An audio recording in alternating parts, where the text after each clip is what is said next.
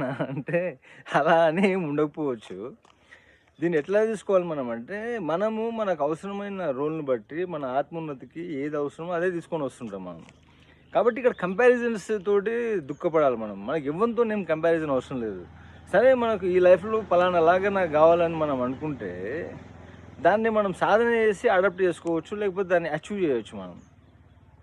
ఇప్పుడు ఇట్లొచ్చినాము, మనకు ఇంకో వేరే విధంగా కావాలి. అభ్యాసము, సాధన ద్వారా సమకూరుతాయి అవి. సాధనమున్న పనులు సమకూరు ధరలున్న అన్నారు కదా! ప్రాక్టీస్‌లో పెడితే మళ్ళీ అది సాధ్యమే. కానీ కంపారిజన్ అవసరం లేదు. పాపాల వల్ల కష్టాలు, బాధలు, ఇబ్బందులు వస్తుంటాయి. పుణ్యాల వల్ల సుఖాలు, భోగాలు, ఆనందాలు వస్తుంటాయి.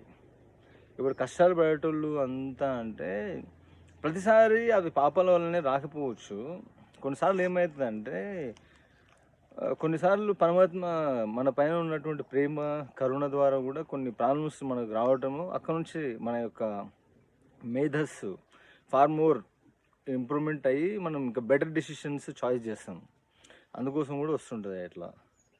ఏదొచ్చినా ఈ జీవితంలో, జీవితమే మనకు ఉద్దిర దొరికింది, పుక్కడుకొచ్చింది ఇది. దీంట్లో ఏదొస్తే ఏం ఫరక్ పడతది?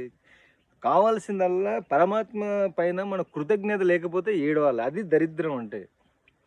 దుఃఖం ఏదంటే పరమాత్మ గురించి స్మరణ చేయకపోవడము, ఆయన గురించి స్మృతికి రాకపోవడము, ఆయన గురించి మనకు తెలియజేసే వాళ్ళు మన పక్కన లేకపోవడం. అది జీవితంలో బిగ్గెస్ట్ మిజరీ. అంతకు మించి ఏం లేదు. ఇవన్నీ ట్రాన్స్‌ఫార్మ్ అయ్యేటివే. కష్టాలు, నష్టాలు, బాధలు ఇవన్నీ వస్తుంటాయి, పోతుంటాయి. పాసింగ్ క్లౌడ్స్ లాగా. మనకు కావాల్సింది ఏంటిది? ఈ లైఫ్‌ని మనకి ఎవడిచ్చిండ్రో వాళ్ళ పట్ల మనకి గ్రాటిట్యూడ్ అనేది రావాలి. ఆయన అనుకుంటే మన లైఫ్‌ని ట్రాన్స్‌ఫార్మ్ చేయడం ఆయనకేం పెద్ద పనా ఇది? కాకపోతే మనం కోరుకొని వచ్చిన ఈ లైఫ్‌ని కాబట్టి దీంట్లో మళ్ళీ వాళ్ళు హస్తక్షేపం చేయరింకా.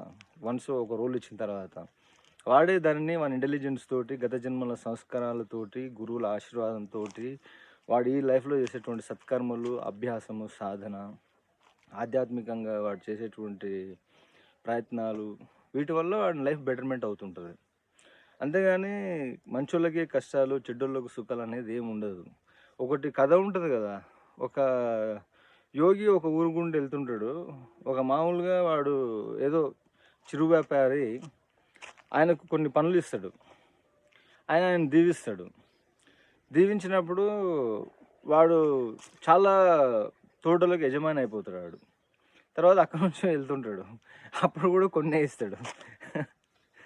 అంటే ఇప్పుడు నువ్వు అది ఇచ్చినప్పుడు ఇది ఇచ్చినా గదా! నువ్వు ఇప్పుడు కూడా ఇదే